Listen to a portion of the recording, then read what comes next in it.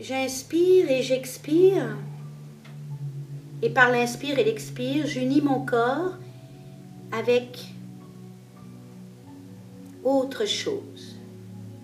Un fluide, quelque chose qui importe, quelque chose qui est présence, qui est là et qui est unité. J'élève les bras dans les airs en signe, gauche, droite, ensemble, mes mondes. Le monde droit, le monde cognitif, le monde gauche, le monde sensible. Intelligence et sensibilité ensemble. Je présente mon centre hara au soleil et je me penche pour regarder le ciel. Je me souviens qu'il y a des choses plus importantes, que mon étoile me guide, que mon univers est écrit. Je reviens doucement. Je descends le long de la ligne des chakras. Ces centres énergie, puissance, ces roues, ces forces, santé. Puis, je vais pencher un peu et je vais établir un équilibre. Même dans les événements forçant mon équilibre, je garde le gouvernail. Je reste fort. Au contraire, j'apprends à ouvrir une partie de moi, droite ou gauche. J'apprends à partir des événements, à ouvrir, à grandir, à être stable en dedans et toujours en écoute avec ce souffle qui est en moi. J'inspire, j'expire, je présente ce moi en unité avec ce qui est plus haut, plus grand. Je suis centrée. Je représente un petit peu, juste pour laisser l'élan à la colonne vertébrale, cette colonne de valeur qui est en moi.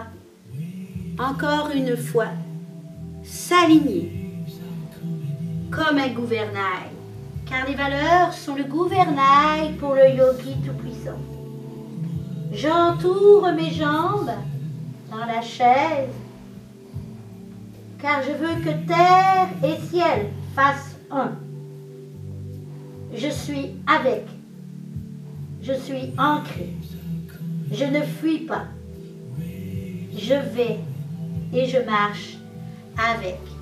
Je dépose mes mains, je mets le pied entre les mains, puis je tire ma jambe en arrière, dans la panthère. Je regarde en avant. Ici, je suis éclairée par un phare qui s'appelle le cœur, l'être et la vision juste de la réalité telle qu'elle est. Voir ce qui est, c'est arrêter d'avoir des scénarios. Je transforme ma position. Je refais la même chose. Arrêtez d'avoir des scénarios à droite et à gauche, selon mon plan cognitif ou mon plan sensible, qui veulent avoir toutes et tous leur importance. Puis, je fais le pont. Je réalise que les événements de ma vie sont un pont, m'offrent un pont exceptionnel pour une réalisation exceptionnelle de ce qui est en moi et qui est plus grand que moi, devant lequel je ne peux faire plus que humilité.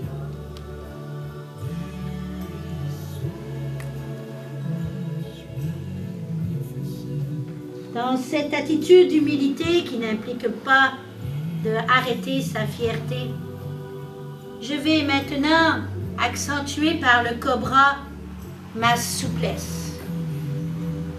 Je suis capable de m'adapter aux événements, mais je suis aussi capable de les adapter à moi. C'est mes choix. Si je reste en unité avec ce qui est en moi et plus que moi, alors je serai gagnant de cet événement. Je tire le menton. Je mets les mains le long en croix et mon oreille va sur la terre. Je prends appui en une matière à laquelle je donne une bonne nourriture, une saine discipline. Je prends soin de ce véhicule corps, que ce qui est en moi et plus que moi habite. Puis je reviens.